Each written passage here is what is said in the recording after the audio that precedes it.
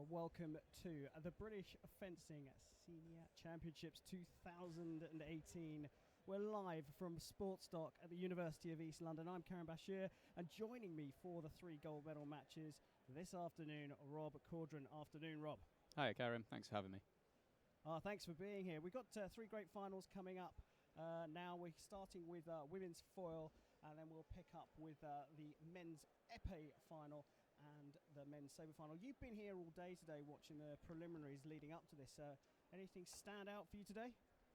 The big one that stood out for me was the women's foil semi-final about half an hour ago, where one of our finalists, Aisha Fahosi, defeated last year's champion, Kate Beardmore, in the last 4. So that was probably my first big surprise of the afternoon. Well, there's plenty more to come here. 3 big fights for senior titles in the fencing championships. So let's get things underway, and we'll hand you straight over to our stadium announcer. Ladies and gentlemen, our first final of the day is the women's foil event. From South Boston, Aisha Fahosi. And representing Edinburgh Fencing Club, Chloe Dixon.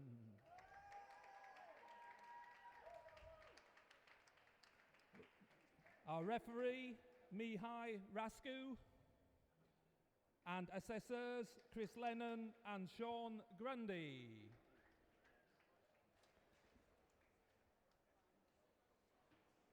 So if the crowd could settle, we could start, please. There you go, the dulcet tones of John Milner there, presenting the athletes and the referees to our finals piece. Rob, you mentioned Aisha earlier on in the build-up to this fight, but she's up against a tough little Scot, Chloe Dickinson. Yeah, sure. Watched Chloe in the semi-finals, and she came through a teammate, Katie Smith. Chloe scored awful lot of her points with really sort of aggressive counter-offense, and be curious to see if she goes through a similar sort of approach in the final against Aisha. I feel like Aisha's got maybe a bit more experience than Chloe, and I've seen more of her game in action. So I don't know how the styles are going to match up, but I'll be interested to see if Chloe goes for this sort of counter-offensive approach again with Aisha. Aisha's always a really attacking, aggressive fencer, and she tends to fence really quickly. When the points start to come, they come one after the other, after the other, after the other, and fights can be over in 2 minutes quite regularly. Well, here we are underway, the final of the women's foil here at the British Fencing Championships 2018. Aisha Fahosi from South Boston on your right, and Chloe Dixon on the left. First points to Fahosi on the right. Now, if you're new to foil, or you're a fan of foil and just want a little prepper on the rules, the target area is that silvery jacket they're wearing, the lame. It's the torso of the body, everything apart from the arms, head and legs. A bit of the bib of the mask is part of the valid target area. It's a point weapon, so you have to hit with the tip of your sword on the valid target area, and it's the referee's decision to decide who the attacking fencer is. If you're being attacked, you've either got to block the blade with your sword, that's called a parry, or run away and make your opponent miss with distance. All pretty simple, eh, Rob? Easy. I think early doors you can see Chloe trying to really keep the pace of the fight quite slow. She's pushing and pressing Aisha down the piece. Aisha's really agile, really quick. Her change of direction, particularly when the distance is quite close, is really, really strong. And Chloe's just trying to sort of slowly push, be really careful. She doesn't want to get close. She got caught early with a counterattack. She wants to keep that distance a little bit wider, give herself a bit of space when she's pressing slowly like this. Just gives a chance to be able to attack like that. Aisha wants actions to be short and sharp and quick.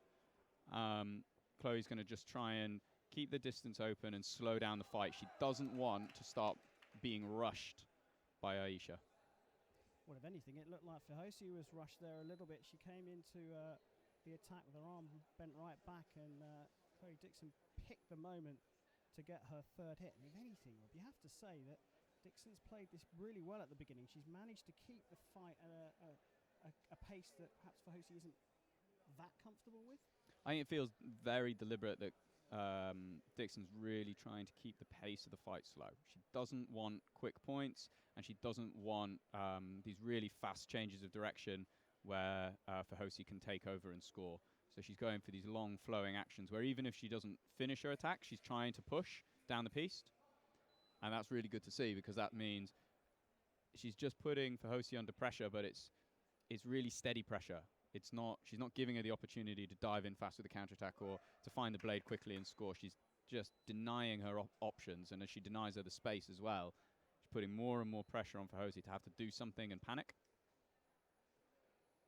Well, containment, the order of the day, and at the moment she's got the advantage in the score as well. So Fahosi's got to have a little scratch of the head and work out what she's going to do next. Challenge for Dixon in fencing like this is going to be almost mental fitness, because in order to keep the pace of the fight that slow, to smother it so much and to push and press like that and have that much discipline is really, really taxing mentally. Fahosi's gone for a much more sort of it looks like it's much more about her sort of physical fitness. You know, there's a lot of movement, there's a lot of change of direction, change of distance. So the question for her is, can she keep moving? Can she keep the physical intensity up? With Dixon, it's almost more of, can she keep the mental intensity up? Because it's not, what she's doing is not physically as demanding as Fahosi with the quick changes of direction, but mentally it is the concentration required is so much. Yeah, it looks to me like Fahosi's already switched to this second intention para-riposte. She's trying to lure Dixon into the attack, in my opinion, and then she's trying to work off that, either open the distance up, make Dixon attack, and then a quick attack of her own, or look for the para-riposte. And this is where the questions really come for Dixon, because every time Fahosi just steps in as Dixon's pressing forwards, every time she steps in, she's asking the question, and she's making Dixon have to make a decision. Is this a fake counterattack, or is it real? If it's fake, she can ignore it and just keep pressing. If it's real, she's going to have to do something about it, either para-riposte or finish, which she did to score her first point. And that's where the real difficulty and challenge for Dixon's going to come, is can she keep the mental intensity, just press, and ignore all of the noise that Fahosi's creating on the piece. Lots of distance, lots of change of direction, lots of sort of physical noise that she's creating. Interesting. You just saw a little bit of shoelace management, as I like to call it, blade straightening. Now, part of that may well be to do with the fact that her shoelaces had come undone, but also perhaps a moment to just gather her thoughts. I think it's probably going to be really useful. Those little pauses, those little breaks, it would really suit Dixon to have quite a low-scoring fight. She can conserve her mental energy. She can take her time. She can keep herself composed for the hits that she really needs. She's got Coach Donnie McKenzie with her in the minute break. Donnie is very experienced head coach of Edinburgh Fencing Club, and obviously it's such a powerhouse of women's foil, really, is Edinburgh. Former Olympian himself. And so it feels like it's part of a game plan that they've come up together, that they're going to just try and smother, try and contain what Fahosi's doing. Fahosi's coach, Tomek, bit of a legend around the foil scene in Great Britain. Coaches out of Sabre, Boston. Very experienced, very calm, really, really good presence by the side of the piece. He's just very, very calm, very measured. Doesn't stress, he doesn't worry. He's so reassuring to look back and just have Tomek reassuring you, knowing that everything's fine. Real sort of precise technician is Tomek. Well, they're ready for their second period. Mihai Rascu, our referee, will get them underway. 3 periods, potentially of 3 minutes, broken up by a minute of rest, where the athletes get to talk to their coaches and take on some fluids. But we're back underway here. Now, with this being low scoring, chances of non-combativity? I wouldn't think so, because points are still coming reasonably regularly, and Fahosi's always going to look to score. So I'd be really surprised if we went a whole minute without a hit. Yeah, but look, if Fahosi's looking to set up this lure Dixon into an attack so that she can work off that, what if Dixon doesn't attack? If Dixon doesn't attack, I would really expect Fahosi to go and score off her own back. Right. I think you're right, but got to play devil's advocate and try and. I think Fahosi's attacking game is so strong, and particularly if she's able to get that pressure down the piste. then she's got really good acceleration, and particularly if she's able to keep it over quite a short distance, maybe 3-4 meters worth of acceleration, she's absolutely devastating with that change of pace. Yeah, I totally agree. She's a phenomenon in short distance on the attack. But Dixon, look, she's no mug here. She's in the final, and she's in with a big shout here. She's controlling for Hosi, and she's controlling the pace of the game. If you remember back to last year, we did the foil final. It was for Hosi again in the final against Kate Beardmore, and it was really similar story. We were expecting for Hosi to come out and really dominate the piece, move it around, and Kate Beardmore just slowed the fight down, and just really negated for Hosi's speed. And it feels a bit similar to what Dixon's doing at the moment, although not as many scoring opportunities coming for Dixon, since what's kept the score quite low. Yeah, turning it into a little bit of a street fight here, closing the distance and scrapping out in the middle, and she's defending herself that way if they do get close. And you're right, last year was an extraordinary battle from Beardmore to win that. It's real high-class technical fencing and tactical fencing, and it is what is required against Fahosi. Yeah, it caught us both a bit by surprise. We were both going into it saying that Fahosi was maybe the favourite for that fight. And Beardmore did a really, really good job and made both of us look a little bit daft, to be honest. This one, I'm not really sure. And you said about non-competitivity, and again, I'm going to look like a mug here because we've had a minute and a half. That's my job. A minute and a half gone in this first period, no hit. Mihai, maybe there's an element of non-competitivity here, or there's been.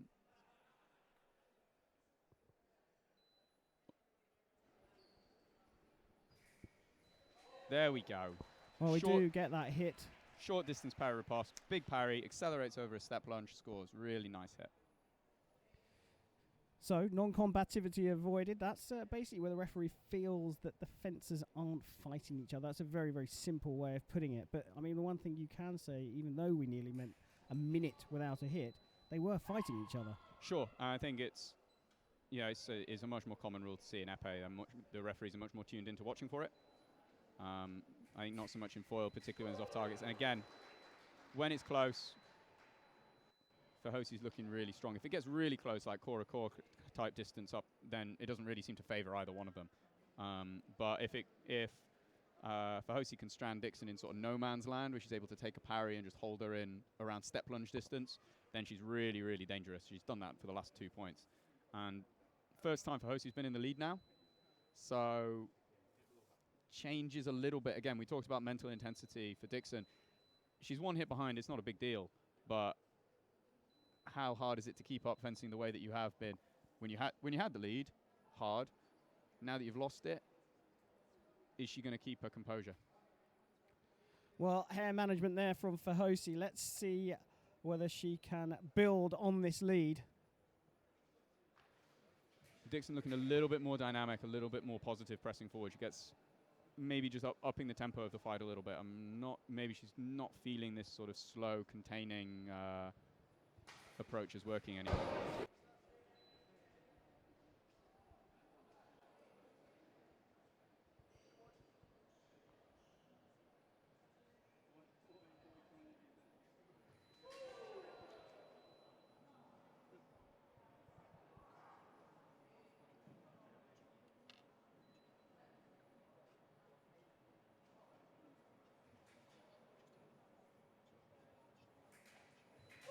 Again, that's 3 hits in a row. 3 hits in a row, basically the same hit. Only thing that's changed really is the distance of it. 2 with a fast step lunge, 1 with a fast lunge, but all of them parry ripostes. Fahosi's doing a really good job of drawing out Dixon's attack now.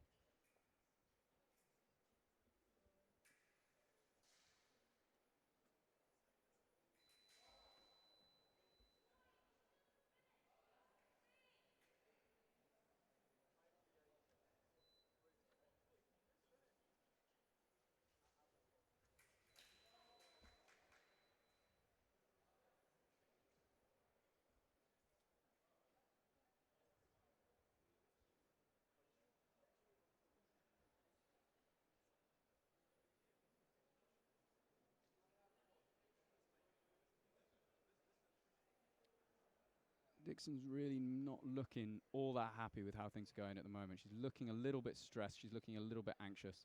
That's not the place she wants to be. The way that she's been fencing demands a real attention and real concentration and composure. Cannot afford to get worked up and get stressed with how things are going.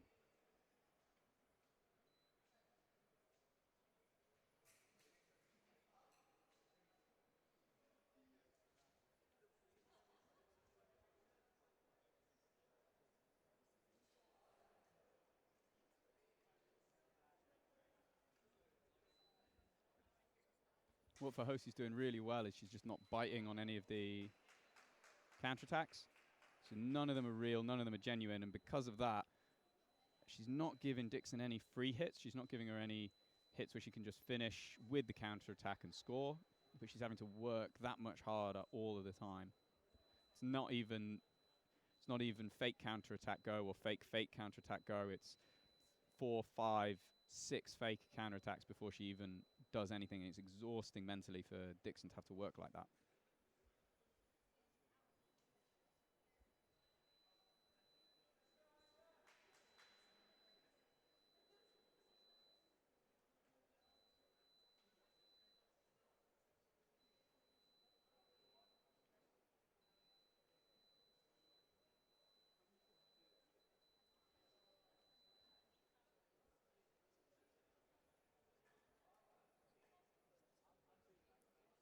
Final 15 seconds now of the period. Still doesn't really feel like anyone's got any measure of advantage. Both of their games are working in patches. It feels like for most of this second period, Fahosi's more dynamic game has really been in the ascendancy. And Dixon's has wavered a little bit, but she's managing to keep her composure and managing to keep strong. So it's still pretty much exactly as it looks on the score. No real advantage either way.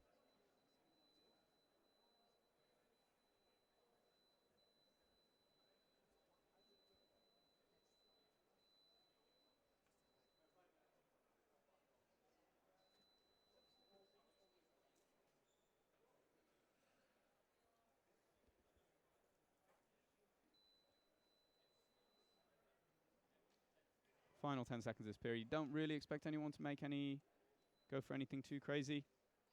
Each hit has felt kind of precious in this fight because it's a low-scoring affair.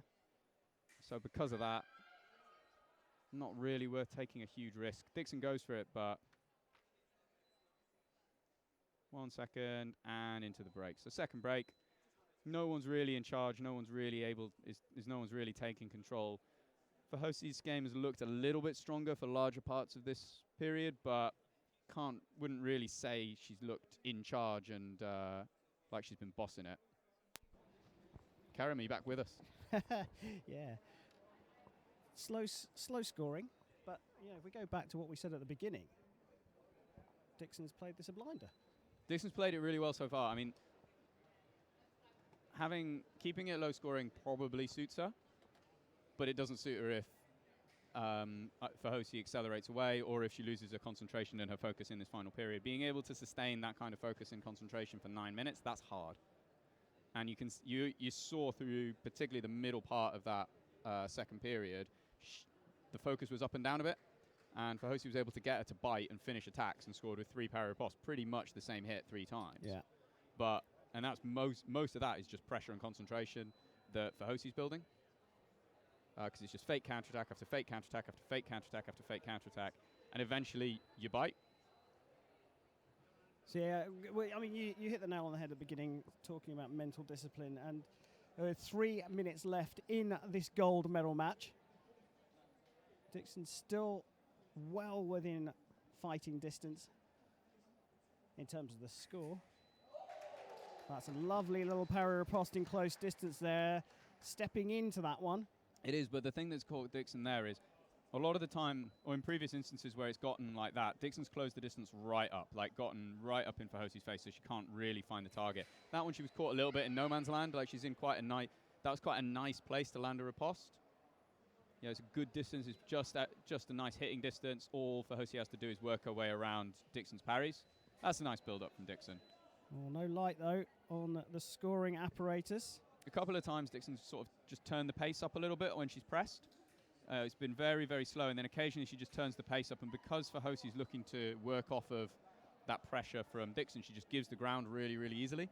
And there's maybe a bit of joy to be had for Dixon in that, just building slow, and just turning up the pace a little bit more. Like that, just a quick change of pace, and she's in early to score. But she's closed the distance up, Dixon. She definitely has, yeah. How much of that was deliberate and how much of that was like a side effect of just being right at the back where you don't have a huge amount of space? Point taken, but what I mean is that she is trying to get into distance before she starts her acceleration, so the surprise is still there. Sure. That slow step is just the one that uses the time and sort of lures Fahosi into thinking everything's safe, but then all of a sudden she steps on the gas at that closer distance. It's a big moment there as well. Referee's given Fahosi a red card, I think probably for covering, and she was carded earlier in the first period for it. It's only been 12 hits, and to give away one on a red card when it's like this... It's part of a game, Rob. Yeah, it's a bad habit that she's had from a youngster, and to be fair to her, she's almost eradicated. The problem is when you're under pressure, you're tense. What happens? All those bad habits come out. Sure, but in 6-all, you don't have the luxury to give away a hit. I'm not disputing that. I'm just giving you the facts about Aisha Fahosi. She does. She has got a history with covering. Yeah, I remember it a few times in the final. Ooh. It's not deliberate. It's not deliberate. Yeah. Dixon's furious with herself. She was just caught stuck flat-footed. We've had up the pace of the scoring a little bit in this. There's been, well, counting the red card, there's been 3 hits in this first minute of the period. So the scoring rate is starting to up. I think if the scoring rate starts to up, it favours Fahosi. Yeah. Because it means the fight's getting faster. That's still Dixon's attack from the left. Yeah, but she's not happy with it. She saved that point rather than missed. It looked like Fahosi caught a cold and she had to just finish. It's not a comfortable place to be. That's better. So carbon copy, except coloured light comes on because Dixon started the attack as far as the referee Mihai Rascu is concerned. Even though there are 2 lights on the box, she gets the hit. She draws level, 7 apiece with a minute and a half of this gold medal match in women's foil at the British Fencing Championships 2018. Still Dixon's attack for me. Still Dixon's attack for the referee. What she's doing really well is she's almost completely negated Fahosi's counterattack. Just by, you mentioned it a minute ago, just starting really slow with that first step. So there's no chance, no time for Fahosi to exploit and dive in and score. A couple of times she's gone for it. I think her first point was a counterattack, but after that, she's not really scored a single point off of that counter. And it just means that Dixon can push a little bit more aggressively because she doesn't need to fear the counterattack so much. There's a moment for a counterattack there from Dixon, though, and she just missed it, and she's shaking her head because she knows that was a massive opportunity that Fahosi presented itself. And you know what? Fahosi just started from way too far away, way too fast. So the pressure's on both of these. There it is. A lovely attack there into preparation. Nice little feint disengage around the cart parry of the right-handed Fahosi from our left-handed Scottish fencer, Chloe Dixon. What's good there is you can see, like you say, absolutely, feint attack, very much a deliberate feint attack. And you can only do that if you're not really fearing the counterattack. So she can take the time to line it up, proper feint, deep, get around the parry because she knows that she's taken the counterattack away from Fahosi but scores with her own. That is a marvellous hit that she's been building up to that one, Dixon. She's got herself into a position now where she is finding the moment and finding the distance to... Some referees would almost call that one attack on preparation because there was a big step from Fahosi, then Dixon goes, and then Fahosi finishes. 2 nice hits in a row from Dixon, and she's taken a stranglehold of this one. I think the important thing here, and you can see they're both really struggling. Dixon's on... Fahosi's had the medical team called out. Looks like maybe having problems breathing or something like that. But Dixon is looking absolutely out on her feet down in the center of the piste. Big thing from that last point, though, is it's the first time that either of them have really had a score on Fahosi's attack. Fahosi hasn't really landed any. Pretty much all of her points have been either counterattacks or parry passes or that kind of thing. And it's if the scores stay in this kind of situation with a slender lead for Dixon, Fahosi's going to start chasing. She's into the last minute. She's going to start chasing. And if she starts chasing and she knows that Dixon can hit with a counterattack, it's going to be a real problem for Hosi, because she's going to have to really worry about it in a way that Dixon just hasn't had to worry about for Hosi's counterattack. Well, it looks like Fahosi's going to come and step back onto the piece. She needed a minute there, but I don't think the Dr. Claire Halstead, that is, who was in attendance, I don't think that she felt that there was a need for a medical timeout. And the fencers are back and ready.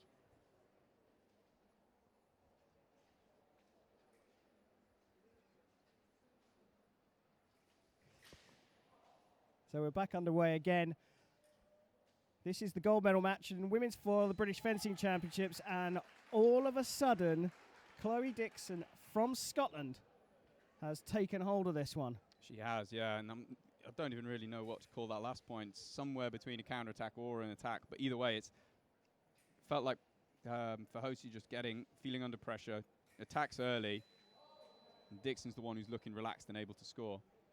Covering. There's going to be another call for covering here. There's going to be another red card and another point. And I'm looking down the other end of the piece, and Sean Grundy, the other assistant referee, had his hand up as well. And it's a red card for Dixon. Crikey, the hits are going up faster than they're being scored on the piece.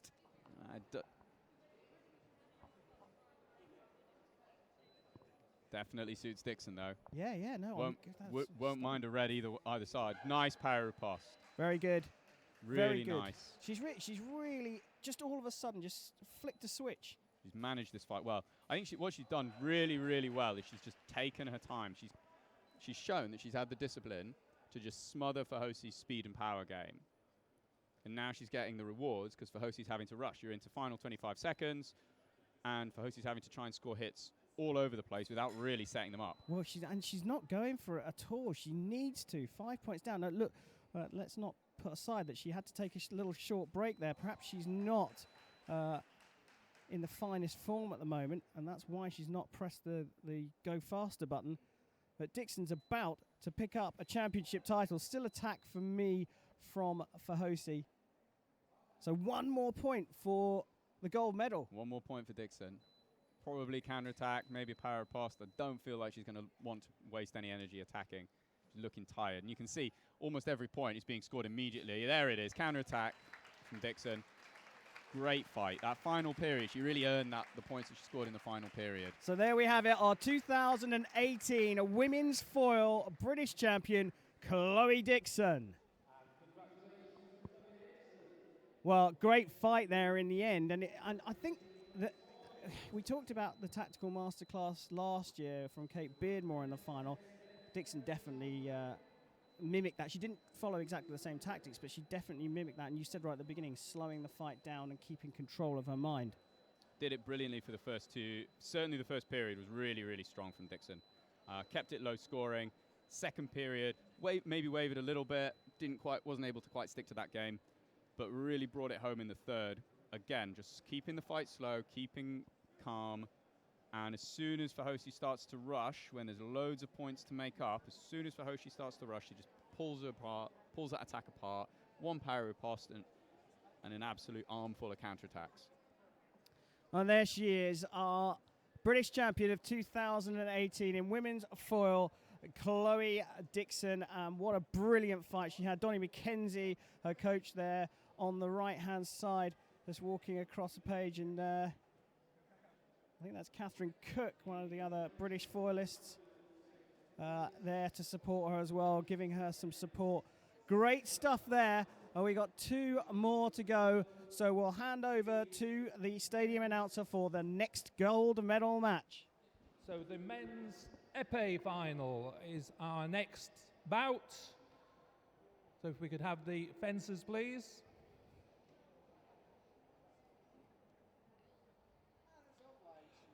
From Edinburgh Fencing Club, Callum Johnson. And representing Egham Fencing Club, Callum Maynard. Referee, Adrian Speakman.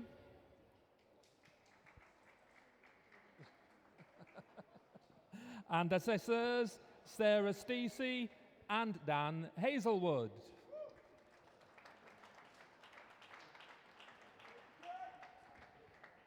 Thank you, and if we are ready, we will start. So here we are, the second gold medal match of our live broadcast here from Sports Dock at the University of East London, and it's the gold medal match in men's epee. A fiercely contested field here today, and it's another battle of Scotland versus England and two Callums. I'm Karen Bashir, joining me in the commentary box, Rob Cauldron. Rob, have you been watching the epee today? No. I'll be honest, I haven't.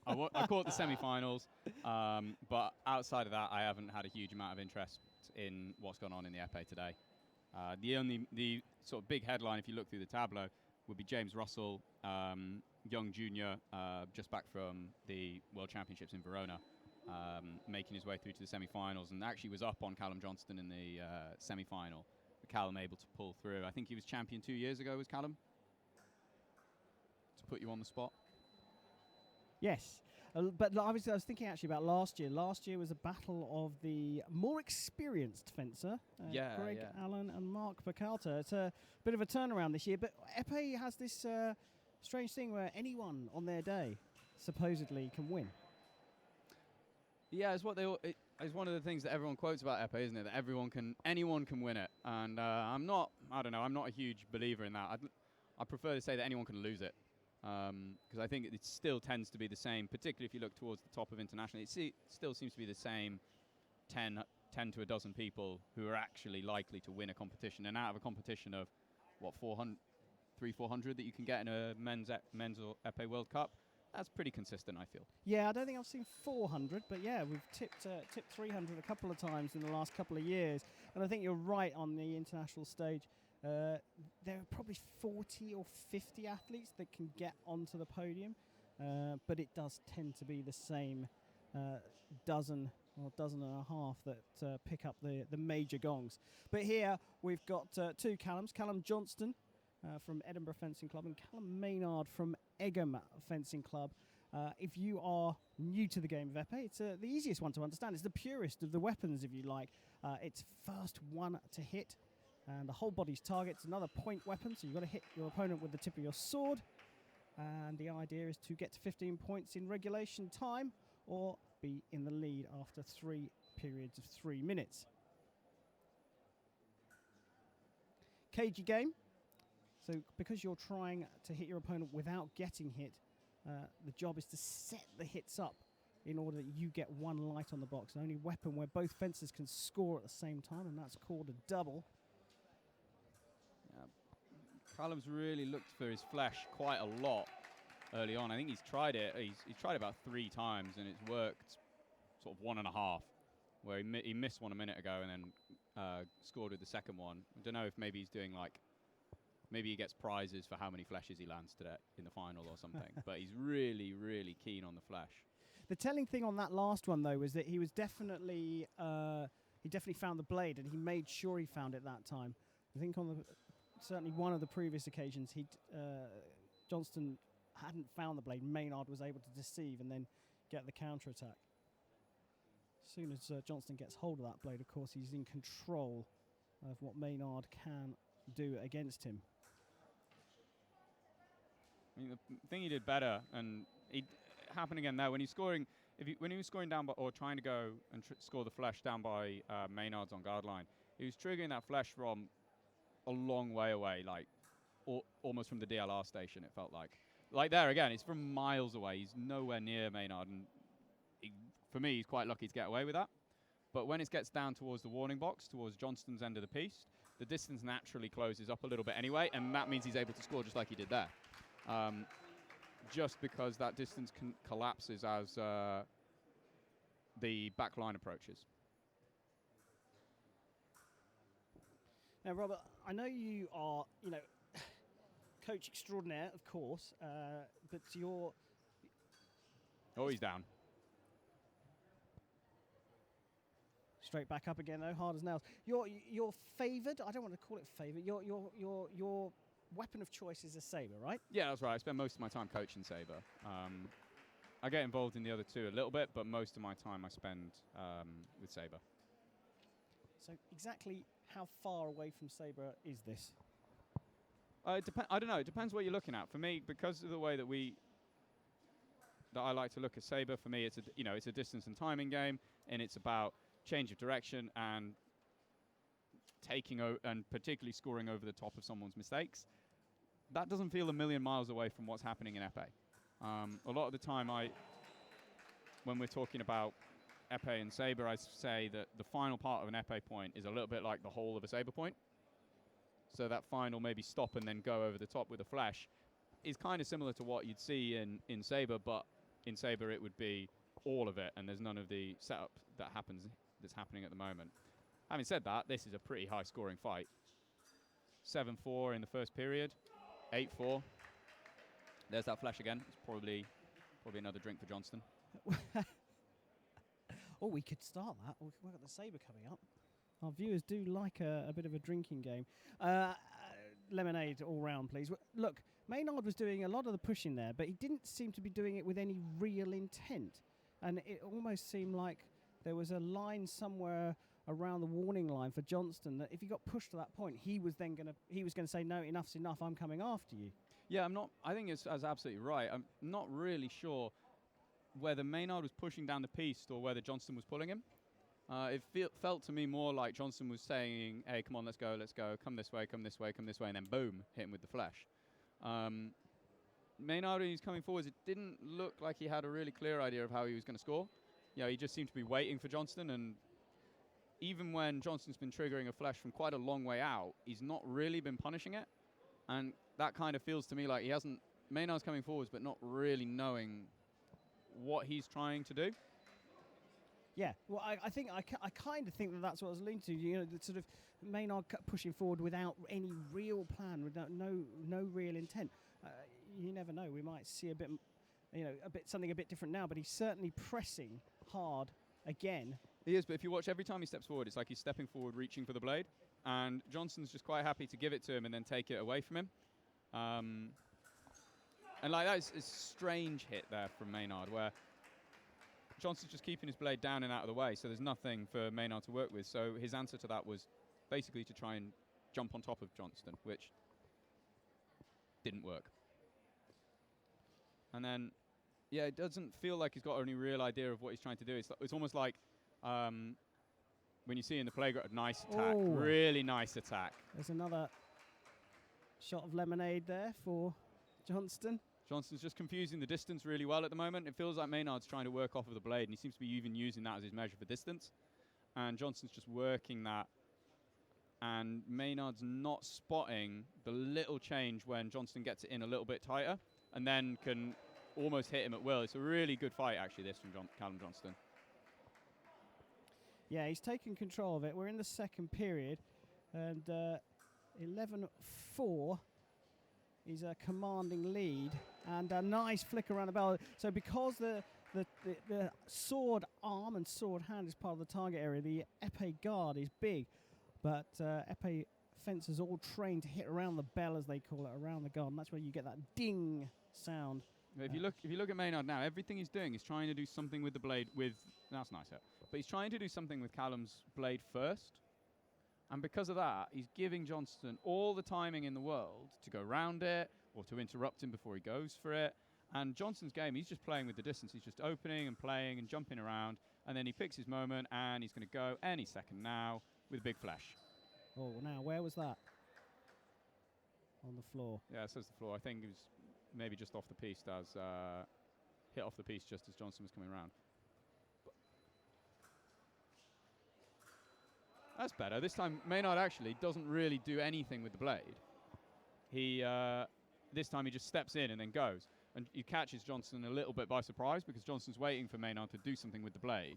And he just goes instead. And again, there's the flash. The thing though, in epee, because you say it matter-of-factly, and I understand where you're coming from. I know what you're talking about. But the crucial thing here is that Johnston's won the fight at the beginning. He's built the lead, so he can sit back as long as he's... I hate myself when I say this. Actively passive. Yeah, no, I know what you mean. As long as he's sitting back, not taking any risk, but staying in the fight, it's all down to Maynard and what Maynard has to do. And therefore, you can play the doubles game if you like. You can just try and pick your opponent off as they come forward. But there he is, Johnson dropping to the floor. He is the 2018 British champion of men's epee, and what a fight he had. Really nice, very composed. He managed to basically take the drama out of the final almost completely. Brilliant, brilliant display right at the beginning there from the young man from Scotland, Edinburgh Fencing Club. Congratulations, your man has just won the British Championship title, and a sporting handshake from opposing coach Alex Greenwich there, walking across the centre of the field of play. Brilliant man. Callum Maynard, beginning a bit difficult, and then he found it very, very hard to close and press at the end. I think it's absolutely right. I think your point about Callum was pushing down the piece, and he didn't really seem to have a plan for how he was going to score his point, whereas Johnston was very, very clear how he was going to score. He was going to score with that flesh, and he was going to just drive in and then mix it up a little bit in the latter stage of the fight. But to be honest, that flesh, as Johnston was stepping in, that's what won him early on. I think Maynard's indecision, or whatever you want to call it, is what really cost him in the first period. He just didn't seem to have a plan. Well, we said it right at the beginning, pushing forward without intent, but we are certainly not going to fall into the same trap as we push forward with intent and go to our third gold medal match here at Sports Dock, and we'll hand over to our stadium announcer.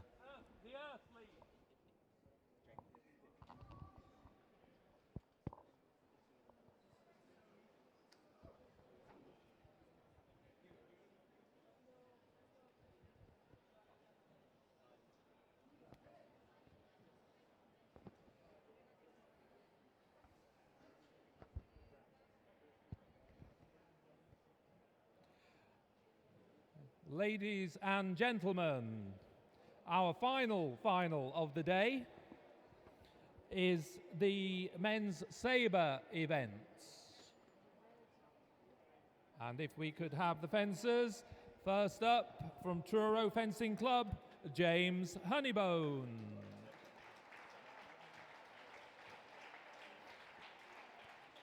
And representing Camden Fencing Club, Curtis Miller. And our referee is Julian Rose.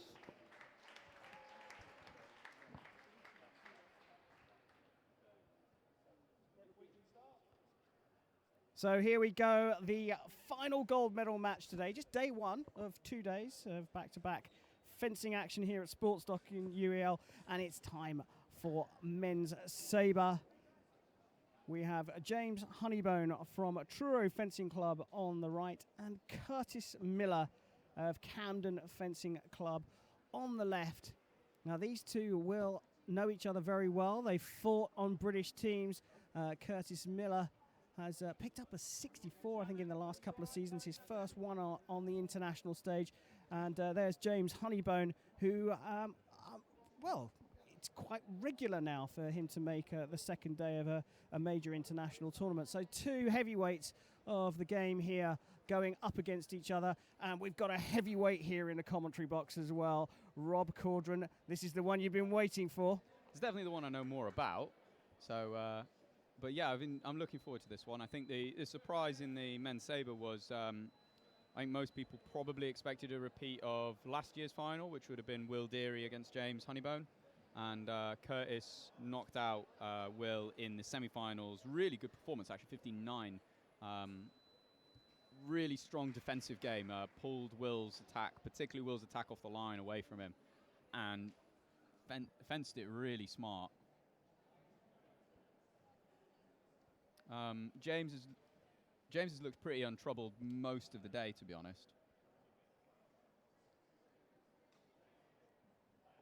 So here we go, gold medal match of men's sabre here at the British Fencing Championships, and it's first blood to Curtis Miller.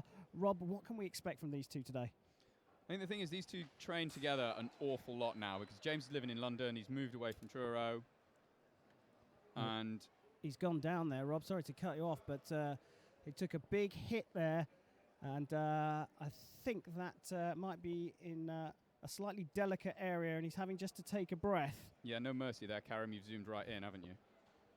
Nothing to do with me. The cameramen are a law unto their own. There's no hiding place these days. Yeah, he's going to have to walk that one off. That's painful. No intent, of course, from Curtis. Ever had that happen to you? Because I have, and I tell you, it's really painful. I'm a lucky man. I never have. Living a charmed life. Nice attack from James. But yeah, these two train together pretty much all day, every day. James now living in London. Came back from Budapest last year to train with his old coach John Southfield. John Southfield working in London as well, so they're all working together as one big group where you've got also JJ Webb, Will Deary, who we talked about earlier, and a few others who are interested in making the senior team all training together. Yeah, got a nice core of people there, and it's a good group, and it's great when they all come together. Because look, we talked in the past. We can't talk too much in this fight because it's so fast. But where athletes have gone off and trained abroad, and we've seen it happen with foil. But if you can get a good core of athletes together in the UK training together, well, the results are starting to prove themselves, aren't they? Yeah, definitely. I think it's nice, they all feel like they're part of a team as opposed to a group of individuals.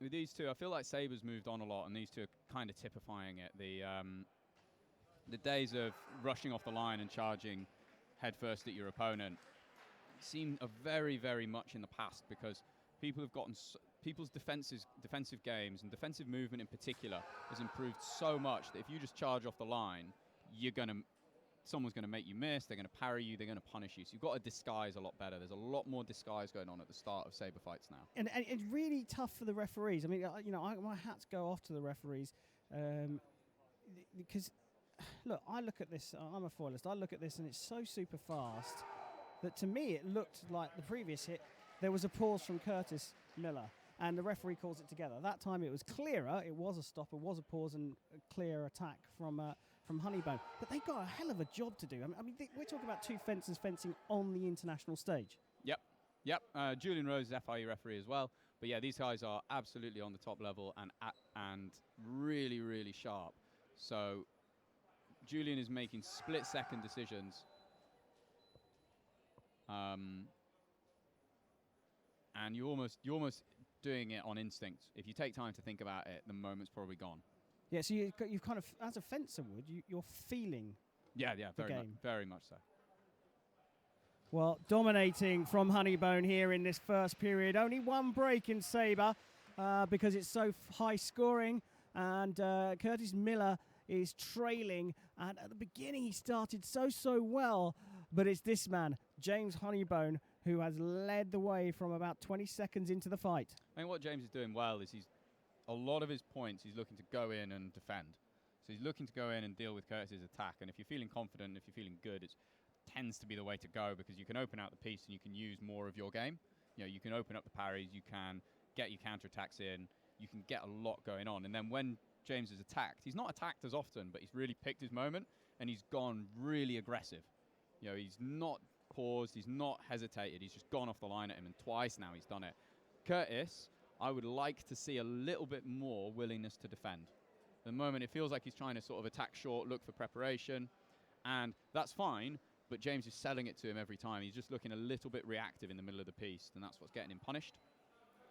Yeah, so they both approach the centre for the second period. Remember, our target score here is 15 points, and this is the gold medal match of the British Fencing Championships in men's sabre.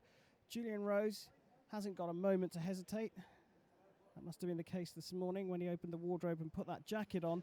But he's got no chance to stop here because Honeybone's going after this one. He is, but he's taking on the attack there. He doesn't rush off the line. He just takes his time, lines it up, and then when he sees that Curtis is defending, he goes for it. Curtis, though, twice now, looked to defend. All right, yeah, he got hit on the first one, but you kind of got to accept that sometimes. You've got to accept that sometimes someone is going to burn you on an attack. There are two meetings of the blade there? Was that what the referee was saying? I think he said maybe found the blade and then went into guard, but right. It was just a bit of a messy hit, to be honest. James is now, I think he's feeling that Curtis is going to be a bit more defensive, so James is going to really look to put the hammer down. Still, though, he's disguising it well. There's sort of a slow first step on that last action. This time a fast one, but very, very short. So he's sort of almost jumping to look what his opponent's doing and then responding off the back of that. That felt pretty pre-planned from James, that he was going to, it looked like he was trying to sell that he was going to go backwards, hoping to invite Curtis to accelerate and go big. That was nice, though, because he goes in really short stops. And then, yeah, I agree with Julian on that one. I think even if it's not a parry riposte, for me, James is ahead anyway, so it doesn't really matter. Well, there was a nod of the head from Ian Williams, Curtis Miller's coach. He agreed as well. Honeybone got the measure of Miller on that last hit. 15 points the total here. I think what James is doing well now is, yeah, that's fine. I think what James is doing well at the moment is when he's attacking big. He's feeling like Curtis is wanting to defend a bit more, so he's trying to pin him in his half of the middle, and it means that when James stops, see, that's a good point from Curtis. He's attacked and really sort of broken the shackles a bit in the middle, going straight through. But what did Honeybone do? It just looked like he stood on the spot. Or did he get caught by surprise? Maybe a little bit. It looked like Honeybone was definitely looking to defend or something, but I think he was expecting a shorter, maybe slower start from Curtis. All right, this has been good now from Curtis. Couple of points now. He's looked to defend. When he went on that attack, it was a big attack. It was a really proper, full-blooded thing. He's not attacking short in the middle anymore. Oh, now, is that preparation from Miller? Ooh. Rob, Sabre expert? I say mistakes from both sides. I'm not sure if Julian's called it together or if he's called it abstain. Either one is fair. There's maybe a hint of preparation from James, but I don't feel like Curtis goes into it early enough. That's Curtis's, though. It's absolutely correct. Honeybone not happy with it, though. Asked for a little explanation. Julian Rose offers it, and that's a product. James Honeybone satisfied with the answer. That's a product of how Curtis has been pushing out the middle a bit more, and he's been attacking much deeper into James's half, so he gets the space to be able to get them when they both stop, and he has the space to attack. He's much more on the front foot. So even when he's defending on the front foot. And so when they both stop like that, it's easier for Curtis to go again. James has got to get a bit more control back. Probably needs to be a bit more attacking to begin with. I see that as Curtis again. Tend to agree with you, but the referee doesn't look like he's going to call it. And we see to be a bit of frustration here creeping into Honeybone's game. Miller, who is trailing significantly, is the one that's holding an even keel at the moment. He is. I think what I'd like to see James do here, to wrestle control back, everything's happened within about maybe a 6 to 8 meter space. From the center of the piece, 3 to 4 meters out either direction. I think if I want to see more control from James to get back, I want to see him getting back using towards his back line, because Curtis is really dynamic at the moment over short space like that. It's very sharp, boom, and then he goes. I'd like to see James, instead of playing this game and getting stuck in the middle, I'd like to see him really use the piece, show his experience and authority, get his parries going, get his counterattacks going, but give himself some room to work. Make Curtis have to build a proper attack. Straight out of the blocks there that time, though. Straight off the line and re-establishing a 2-hit lead. I know what you mean. We haven't seen Honeybone going backwards too much today at all, really. Maybe a little bit earlier on in the day when he was, he was confident, comfortable that things were going to be fine there. Nice change. Slow preparation? Yeah, but it's also it's just changing up the timing of it. So he's been going sort of in slow and then lunge, in slow and then lunge, and he takes off the front foot with a flunge as well. I agree with you about James's attacking game. I said the same thing about him last year, and he took issue with me because he said he was a very defensive fencer. I still stand by that he's an attacking fencer. Come at me, James. They're both coming off the line here, though, aren't they? Miller also, he's come from behind. He doesn't want to change too much, but now has to be the time that he changes, right? Now has to be the time he adapts his tactics. Yeah, I think it's an interesting one, because this is almost like the expectation is that James is, he is a bit more the senior fencer. So there is this expectation that James has to do more, whereas Curtis can almost grind, can get away with grinding. Much better. Nice. Just there, instead of going, when they both stop, instead of going back in together, this time James just looks to go backwards, creates the opportunity, scores with the counter attack. That's a nice hit. Bit of hesitation there from Miller coming forwards. Honeybone one away from another British Championship title. Good from Curtis there, though, because he opened out the piece much more when he defended. He wasn't stood there looking for a parry like he did the last time he tried to defend. Moved his feet, earns the right to score with an attack. So a lead of 4 points, not quite the same in Sabre as it is in Epee and foil. Miller still in the game here.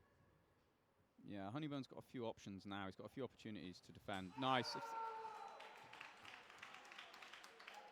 Honeybone not happy with that decision. He isn't happy with that one.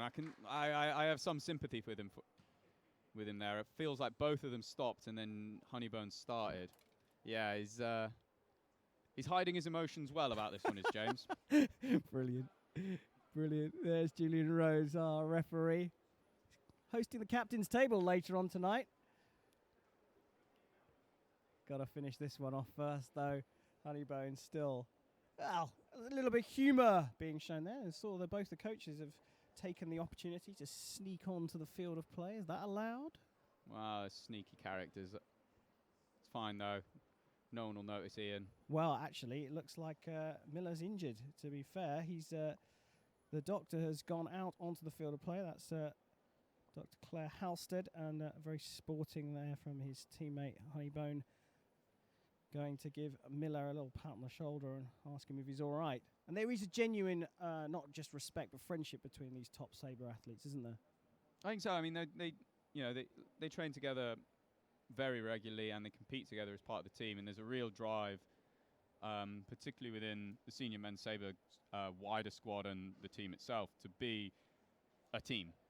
To be together and work together and support each other and celebrate each other's successes. But here, it's all about the British Championship title. James Honeybone from Truro Fencing Club on your right. Curtis Miller from Camden on your left. Very definitely Curtis's attack. Been given as Honeybones for the victory here. And Miller is unhappy about that, but there is no video replay here for the final. And I think even James Honeybone is not so happy about that one. Now, what's Honeybone done here?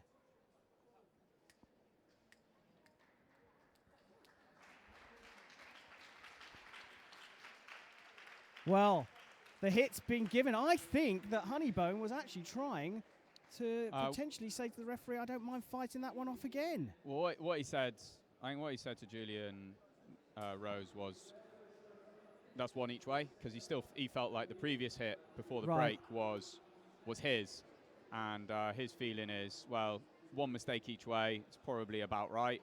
And yeah, I sort of see that. I imagine Curtis doesn't see it that way. No, well, an unusual end to the men's Sabre gold medal match, but just for confirmation, the victory goes to James Honeybone from Truro Fencing Club, wins the fight 15-11 to take yet another British title. And how many more can Honeybone get? We're going to take a very short break. The medal ceremony will be coming up very, very shortly for all three of our gold medal champions here at Sportsdoc. But for the time being, Rob, thank you very much. Cheers, Karen. Thanks for having me, mate.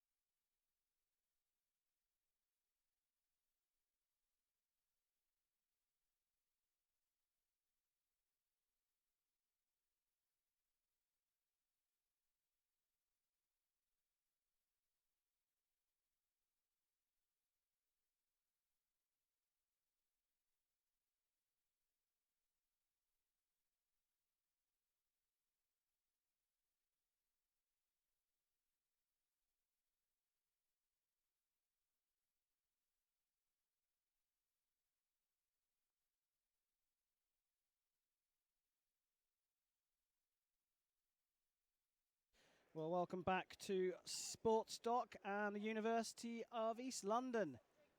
And it's time for our medal celebrations.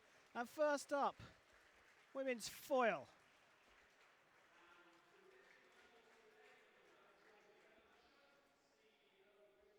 Four fencers out there in front of the podium, and that's because we don't split the bronze medals in the individual fencing. And presenting the medals, Georgina Usher, Chief Executive of British Fencing, a great fencer herself, a women's epéiste of some note, and joining her, competition manager for this event, John Willis, a rather handy epéiste himself in his time, won the big one, in fact, the Heidenheim World Cup, one that every international men's epéiste wants to win. But John here today running the competition, he's done so supremely well, and he's presenting the medals as well. And our bronze medalists, Kate Beardmore from Fighting Fit Fencing Club on your right, and Katie Smith from Edinburgh Fencing Club on the left. And our silver medalist, she's fought hard, but in the end, it was a bit too much. From Sal Boston, Aisha Fihosi.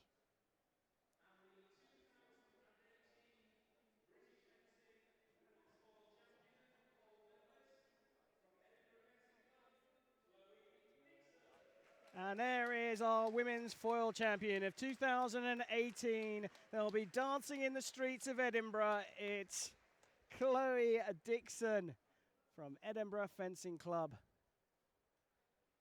Champion 2018. As always, we've got the photo call for the medalists.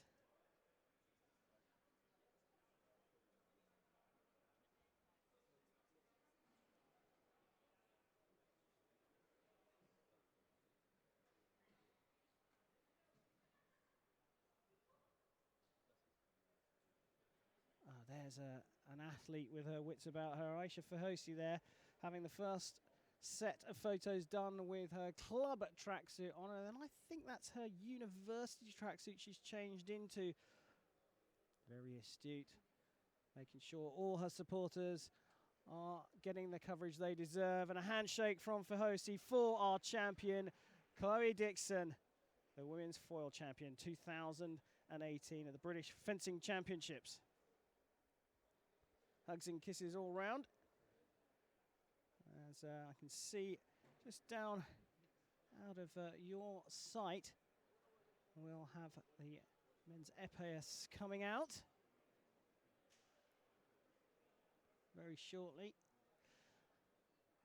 And this is the first day of coverage from the British Championships. We'll be back here tomorrow for the other 3 events. Live broadcast for the gold medal matches starting a little bit earlier tomorrow.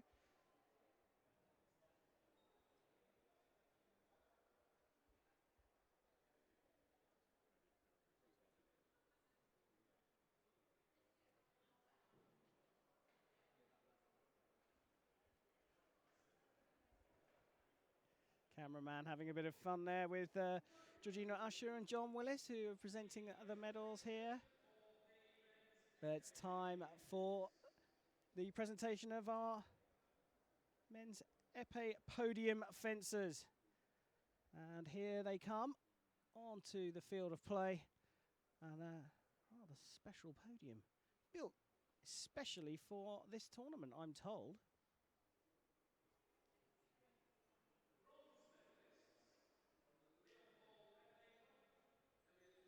So our bronze medalists up first.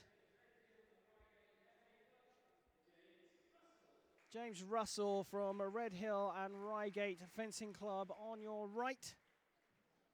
And Elliot Grover from Lilpaul Epee on the left are our 2 bronze medalists.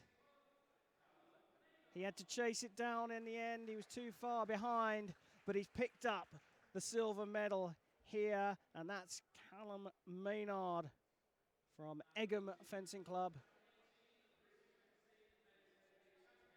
But our champion for 2018 in men's epee is another fencer from Edinburgh Fencing Club. It's Callum Johnston. He fought brilliantly in the final, and he gets that rather magnificent plaque. Can you call that a plaque? A shield probably is a better term for it. And our second fencer from Edinburgh collecting the second title here at Sportstock at the University of East Anglia at the British Fencing Championships.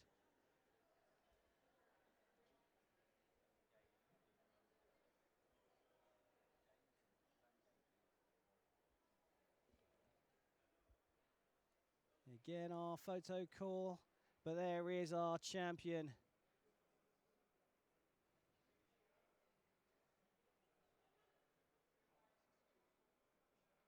And all the medalists, silver medalists, Callum Maynard on the left, and our two bronze medalists, black and white tracksuit tops on the right, James Russell and Elliot Grover, but it's all about the main man. Callum Johnston, second gold for Edinburgh Fencing Club, this time for men's epee.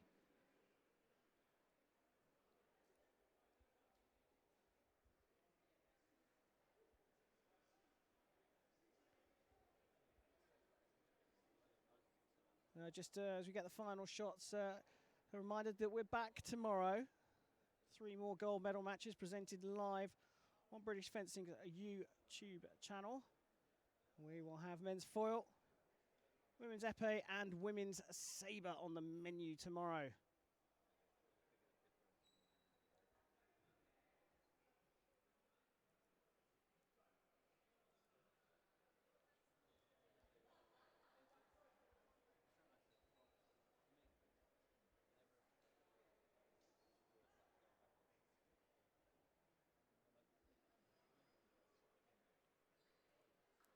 If you ever fancied a go at fencing yourself, watching this and decided you'd like to have a crack at it, well, have a look at the British Fencing website. There's a club finder section on the website. You'll find a local club. Most days these clubs around the country will give you a little free taster session. So for those of you who thought it was an expensive sport, well, not as expensive as you might think. So here we are, our final presentation today, and it's for those men's sabreurs. An unusual end to the final. In the end, a fair result, but contested final but our bronze medalists, William Deary from Truro Fencing Club on your right, and Zach Hamilton from Shakespeare Swords on your left. One of Rob Caudron's fencers, in fact, our expert commentator who was here earlier on today. And our silver medalist wasn't happy with the decision on the last hit, but it was given, and Curtis Miller from Camden Fencing Club picks up the silver medal. But this man keeps coming back for more. It's another British title for Truro Fencing's James Honeybone, the 2018 British Fencing Men's Sabre Champion.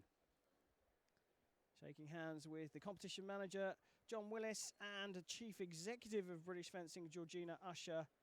And there is the big man, James Honeybone, British champion again.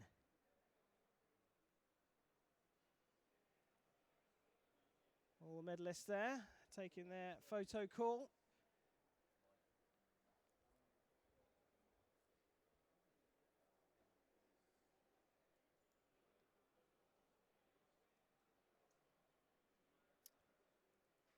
As proud as he was the first time he won the British title, James Honeybone is our British Fencing Men's Sabre Champion 2018. It's been a great pleasure to bring you live coverage from the first day of the British Fencing Championships. I'm Karen Bashir, and I'll be back for more tomorrow.